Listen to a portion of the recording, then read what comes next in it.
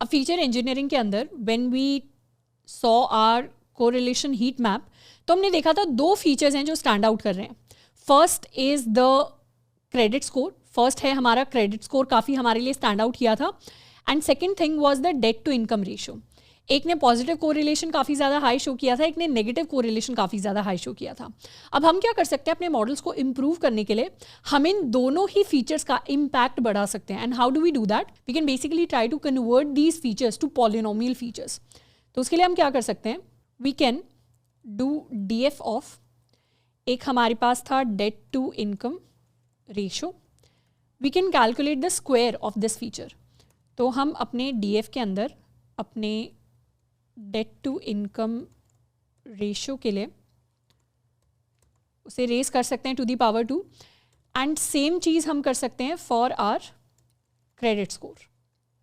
तो credit score का हम स्क्वायर कैलकुलेट कर लेंगे instead of using credit score. So instead of using our normal plain features, जो सबसे हाईली इंपैक्टफुल फीचर्स हैं, हम उनका स्क्वेयर्ड जो आउटपुट है, स्क्वेयर्ड जो रिजल्ट है, वो ऐड कर सकते हैं to our data set. And what do we have to do? उसके बाद जब हम अपने x एंड y को कैलकुलेट करेंगे, तो इस बार अपने DF के अंदर we want to get loan approved. But यहाँ पर what do we want to do? We want to drop these additional columns. मतलब जिन भी कॉलम्स को हम पहले ड्रॉप करते थे, पहले ड्रॉप करने वाले कॉलम्स में सिर्फ हमारा लोन अप्रूव्ड होता था, पर इस बार हम एडिशनली क्रेडिट स्कोर को भी ड्रॉप कर देंगे and debt to income ratio को भी ड्रॉप कर देंगे, क्योंकि 2 एडिशनल फीचर्स हैं जिनको हमने ऐड कर दिया है. अच्छा, there is one more thing. ये तो हो गया कि हम कैसे फीचर्स को ऐड करते हैं, कैसे ऐड या मे बी ट्रांसफॉर्म करते हैं हम अपने फीचर्स को. उसके साथ में we can also try and mutate some of the features. जैसे कभी कभी हमारा जो डेटा होता है दैट इज स्क्यूड डेटा. कभी कभी डेटा स्क्यूड होता है, मतलब या तो वो लेफ्ट स्क्यूड होता है या वो राइट स्क्यूड होता है. स्क्यूड मतलब किसी एक तरफ झुकाव ज़्यादा होता है डेटा का. जैसे अगर हम इनकम का ही एग्जांपल लें, तो एप्लीकेंट इनकम हो सकता है कि नॉर्मल लोगों की इनकम किसी एक स्टेबल रेट के साथ जा रही है, एंड हो सकता है राइट साइड में जो इनकम है that is getting higher and higher, या हो सकता है डेटा लेफ्ट स्क्यूड हो, लेफ्ट साइड में जो इनकम है that is higher and higher. तो इस तरीके के डेटा को हम स्क्यूड डेटा कहते हैं. वैसे एज सच यहाँ पर हमारा स्क्यूड डेटा नहीं है, but to show you an example कि कभी भी अगर हमारे पास एक्सट्रीम वैल्यूज होती हैं, तो स्क्यूड डेटा के केस में हम क्या करते हैं, हम अपनी एक्सट्रीम वैल्यूज का इम्पैक्ट कम करना चाहते हैं. तो एक तरीके से हमारी जो एक्सट्रीम वैल्यूज होती हैं उनको हम कंप्रेस करना चाहते हैं. एंड उनको कंप्रेस करने के लिए व्हाट डू वी डू? हम उन वैल्यूज़ का लॉग ले लेते हैं. तो हर एक वैल्यू का हम 1 + x log ऑफ 1 + x लेकर उसे कन्वर्ट कर देते हैं टू x log. एंड इस तरीके से हम अपनी स्क्यूड वैल्यूज़ को हैंडल करते हैं अपनी डेटा सेट्स के अंदर. So this is a new feature that we can create for our skewed values. अच्छा, यहाँ पे लॉग के अंदर हम सिर्फ log x क्यों नहीं ले लेते, हम 1 क्यों ऐड करते हैं, ताकि हम log 0 वाली जो कंडीशन है उसको प्रिवेंट कर सकें. तो for an example let's take also the log for our applicant income. तो उसके लिए एक नया कॉलम हम क्रिएट कर सकते हैं and let's call it applicant income log. तो DF ऑफ एप्लीकेंट इनकम का हम लॉग ले सकते हैं. लॉग लेने के लिए ऊपर इंपोर्ट कर लेते हैं numpy, या in fact I think we have already imported numpy at the top. We already have numpy. तो numpy के अंदर हमारे पास फंक्शन होता है विच इज़ np.log1p, एंड ये हमारे लिए हमारे डेटा को कंप्रेस कर देता है, मतलब जो भी हमारा स्क्यूड डेटा होता है. इसके बाद we can also drop the applicant income for here. Same चीज़ हम चाहें तो को एप्लीकेंट इनकम के लिए कर सकते हैं, या और भी डिफरेंट हमारे जो पैरामीटर्स हैं उनके लिए कर सकते हैं.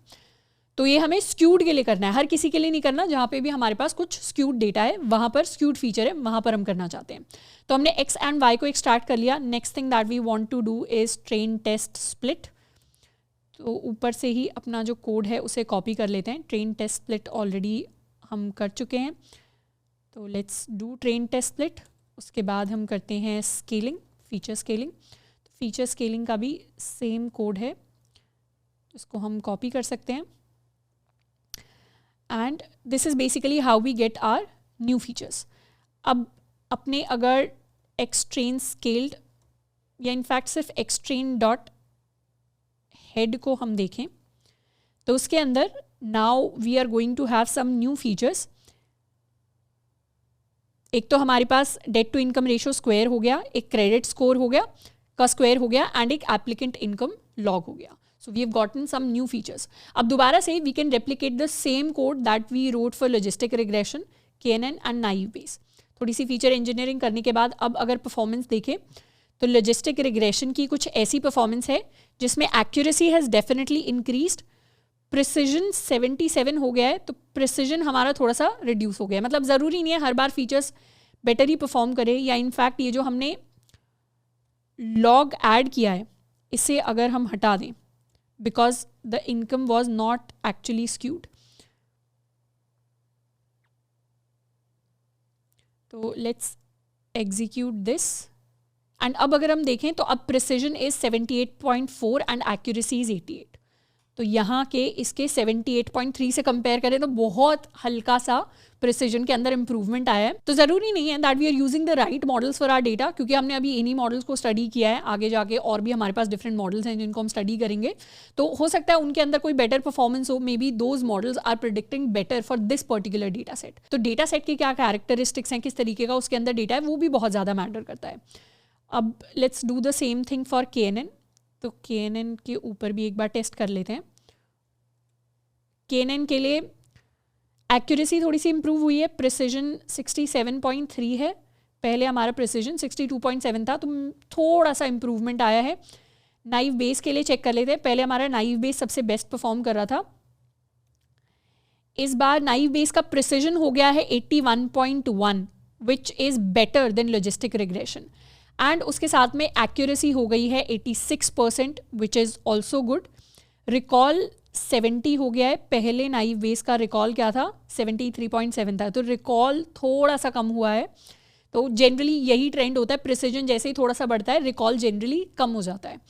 पर यहाँ पे precision is something that we want to focus more on, and in fact precision and recall का बैलेंस हमें देखना है तो F1 स्कोर देख लेना चाहिए. तो F1 स्कोर यहाँ है 0.75, पहले क्या था नाइव बेस में 0.769, मतलब बैलेंस दोनों का कम हुआ है. In case of logistic regression पहले F1 स्कोर था 77.6 एंड लॉजिस्टिक रिग्रेशन के केस में अब F1 स्कोर हो गया है 80.9. सो लॉजिस्टिक रिग्रेशन काफ़ी इम्प्रूव हुआ है हमारी फीचर इंजीनियरिंग के बाद. इवन दो लॉजिस्टिक रिग्रेशन का precision is still lower than naive base, पर इसकी एज सच एक ओवरऑल जो परफॉर्मेंस होती है in terms of recall, in terms of F1 score, वो इम्प्रूव हुई है. तो ये जो हमने फीचर स्केलिंग किया है इसका सबसे ज़्यादा इम्पैक्ट आया हमारी लॉजिस्टिक रिग्रेशन की परफॉर्मेंस पे. अब यहाँ पे हमें कॉल ले सकते हैं, अगर अभी भी हमारे लिए प्रायोरिटी है, जो कि है प्रिसीजन ही प्रायोरिटी है, तो हम यहाँ पे कहेंगे हमारा बेस्ट मॉडल जो परफॉर्म किया दैट इज़ नाइव बेस. पर अगर हम प्रिसीजन एंड रिकॉल का बैलेंस लेकर चलना चाहते हैं तो उस केस में हम लॉजिस्टिक रिग्रेशन को भी यूज कर सकते हैं. But in summary naive Bayes is going to be our best model for this particular data set, for loan data set जहाँ पे हमारे पास इम्बैलेंस्ड क्लासेस हैं. एंड द सेकेंड मॉडल जिसने अच्छी परफॉर्मेंस दी है that is logistic regression. KNN ने उतनी अच्छी परफॉर्मेंस नहीं दी है because first of all the classes were imbalanced. दूसरा मैंने आपको बताया कि because of one hot encoding बहुत ज़्यादा जब फीचर्स हो जाते हैं तो हमारे पास स्पार्स डेटा हो जाता है, जिसकी वजह से KNN पुअरली परफॉर्म करता है. तो इस तरीके से now we can sum up our entire project. तो इस तरीके से हमने अपने क्रेडिट वाइज प्रोजेक्ट को बिल्ड किया है. तो काफ़ी सारी चीज़ें यहाँ पे हमने कवर कर ली जो हमने पहले ऑलरेडी जिनके कॉन्सेप्ट सीखे हुए थे. किस तरीके से एक्सप्लोरेटरी डेटा एनालिसिस वर्क करता है, किस तरीके से एनकोडिंग वर्क करती है, किस तरीके से हम फीचर इंजीनियरिंग करते हैं, प्लस हमने कोरिलेशन हीट मैप के बारे में देखा, हम अपने मॉडल्स को कैसे टेस्ट करते हैं, हम अपने मॉडल्स को कैसे ट्रेन करते हैं, हम अपने मॉडल्स को कैसे इवैल्यूएट करते हैं. तो बहुत सारी चीज़ों को स्टेप बाय स्टेप एक पर्टिकुलर डेटा सेट के लिए कैसे हम एक प्रॉब्लम को सॉल्व करते हैं यूजिंग मशीन लर्निंग, उसको हमने स्टेप बाय स्टेप अपने इस माइनर प्रोजेक्ट के अंदर कवर कर लिया है.